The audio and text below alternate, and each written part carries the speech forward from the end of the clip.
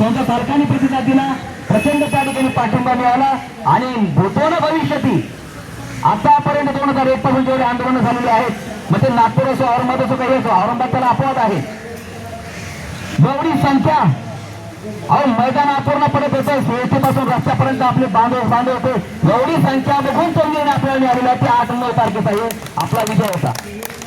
म्हणजे ज्यावेळेस निर्णय आपल्या विरुद्ध गेला ती सुद्धा बाजी पलटण्याची ताकद आपल्यामध्ये आहे. मग त्या प्रसंगासारखं यावेळेस आपण काही करत आहे, ज्याला खरंच पगार पाहिजे तो कुठल्याही हेल्मेट आले, कुठलेही मतभेद, कुठल्याही गोष्टी मनात घेत नाही आणि सरळ मैदानामध्ये या ठिकाणी येत असतो आणि आपल्या न्यायासाठी लढत असतो. आता बघा, आपले लोक, आपले प्रतिनिधी आहेत, आमदार महोदय आहेत, हे आपल्यासाठी तिथे सदनामध्ये लढत आहेत, बोलत आहेत. आतापर्यंत ते इतिहास आहे ते करतायत आपल्यासाठी, तर छोटी प्रतिनिधी आहेत, वातावरण चांगले आहे. सन्मान्य शिक्षणमंत्री साहेब त्यांना उत्तर देत आहेत, सकारात्मक आहेत, ही आनंदाची गोष्ट आहे.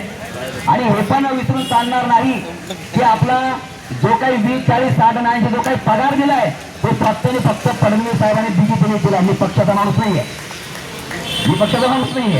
मी नॉन पॉलिटिकल माणूस आहे, पण एक सांगतो जे रिअल आहे ते आपल्याला दिले फक्त फडणवीस साहेबांनी आणि आजही तेच आहेत.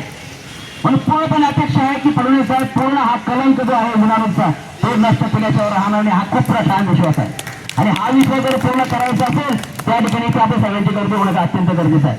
अजूनही आपल्या हातामध्ये आहे, लक्षात ठेवा, गावकरी ते रावकरकर विमान सगळ्यांना माहिती आहे. नेतृत्व आहे, पण नेतृत्व त्याला साथ देणारे हात पाहिजे असतात. ते हात जर आले तर सरकार पण घाबरून जातं. परिणामी मागच्या वेळेस सन्माननीय शरद पवार साहेब, सन्माननीय उद्धव ठाकरे साहेब, सगळे जे काही पक्षाचे मेन प्रमुख नेते सगळे या ठिकाणी येऊन गेले. ही फक्त तुमच्या आमच्या सगळ्यांची एकतेची ताकद होती.